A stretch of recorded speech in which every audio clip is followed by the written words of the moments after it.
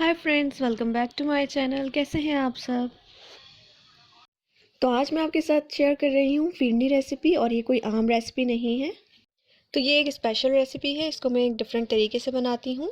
जो diabetic patients होते हैं वो भी आसानी से खा सकते हैं इसको। 4 टेबल स्पून चावल मैंने भिगो कर रख दिए थे 3 घंटे के लिए पानी में। फिर साथ में लिए 4 अदद सब्ज़ इलायची के दाने, आधा कप ब्राउन शुगर, कुछ किशमिश हैं, और 2 टेबल स्पून 4 मगज़ लिए हैं, 2 टेबल स्पून। अब करना ये है कि जो चावल, सब्ज़ इलायची और चारों मगज़ हैं, इन तीनों चीज़ों को हम ग्राइंड कर लेंगे। मैंने तकरीबन 4 टेबल स्पून पानी डालकर इन सब चीज़ों को ग्राइंड कर लिया है। इसको थोड़ा मोटा ही पीसना है, चावलों को बिल्कुल बारीक नहीं करना।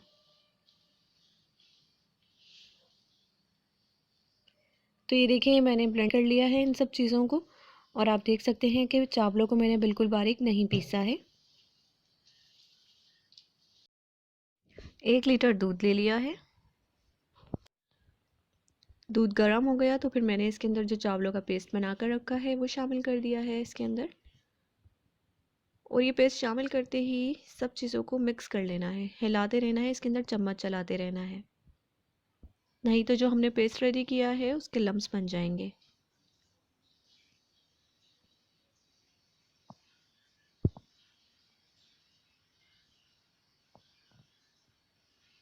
बस इसको मीडियम टू लो हीट के ऊपर पकाते रहेंगे, इसको कवर नहीं करना। और क्योंकि मैंने चावल 3 घंटे के लिए भिगो दिए थे तो चावलों को पकने में ज़्यादा टाइम नहीं लगेगा, बहुत जल्दी से चावल गल जाएंगे। इसके अंदर मैंने जो किशमिश थी वो भी शामिल कर दी हैं। आप इसके अंदर चाहे तो नट्स भी डिफरेंट शामिल कर सकते हैं।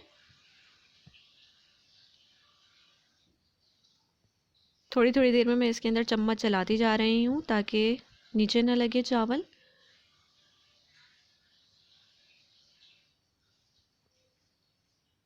और इसको थिक हो जाने तक पकाएंगे। ये जस्ट 15 मिनट्स में रेडी हो जाएगी, क्योंकि चावल मैंने जैसे बताया कि भिगे हुए थे तो उनको गलने में ज़्यादा टाइम नहीं लगेगा, ये जल्दी से गल जाएंगे।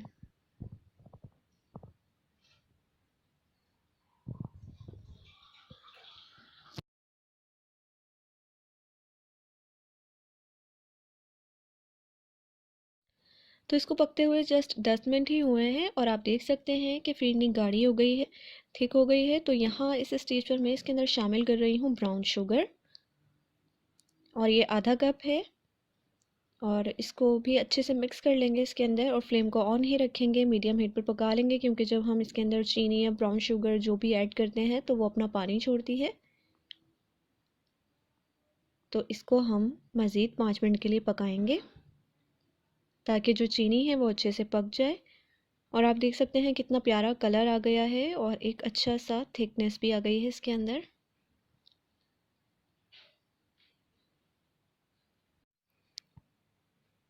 तो अब इसके अंदर मैं 1 टेबल स्पून रोज़ वाटर भी शामिल करूँगी अच्छी सी खुशबू के लिए।